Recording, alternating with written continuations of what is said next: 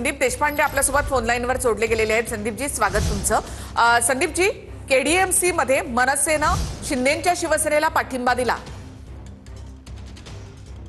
मला असं वाटतं की त्यावेळेचे तिथले जे अधिकार आहेत स्थानिक नेतृत्वाकडे सन्माननीय राजसाहेबांनी दिलेले आणि तिथली जी राजकीय परिस्थिती आहे, तिथली जी राजकीय गणितं आहेत, त्याप्रमाणे आज तिथले आमचे जे स्थानिक नेतृत्व आहे त्यांनी हा निर्णय केलेला आहे।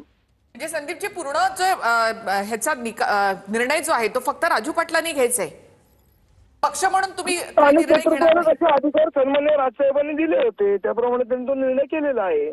संदीपजी, मात्र केडीएमसी मध्ये उद्धव ठाकरे यांची शिवसेना आणि मनसे हे एकत्र त्या ठिकाणी युती करून लढले होते।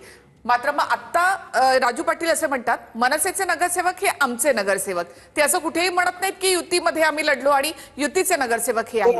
बघा कसं आहे, तेव्हा जेव्हा युती झाली आपण बघितलं असेल तब्बल 8 ठिकाणी जिथे मनसेला जागा सोडल्या गेलेल्या तिकडे 8 ठिकाणी साहेबांच्या सेनेचे नगरसेवकांना एबी फॉर्म दिलेला। मग ते युतीत लढलो तर त्यांनी एबी फॉर्म द्यायला नको होता ना, पण तिकडे दिला गेला त्यांच्याकडनं। काय जे काय त्यांचा निर्णय असेल, काय दिला काय दिलं या चर्चेत मला पडायचं नाही, पण तो दिला गेला, ही वस्तुस्थिती आहे। बरं, म्हणजे संदीपजी, मग बीजेपीला दूर ठेवण्यासाठी म्हणून मनसेनं शिंदेंच्या शिवसेनेला पाठिंबा दिला? कदाचित हा विचार करून आमच्या स्थानिक नेत्यांनी तो निर्णय केला असेल। मात्र संदीपजी, यामध्ये मग राज ठाकरे काही यामध्ये हस्तक्षेप करणार नाहीत का?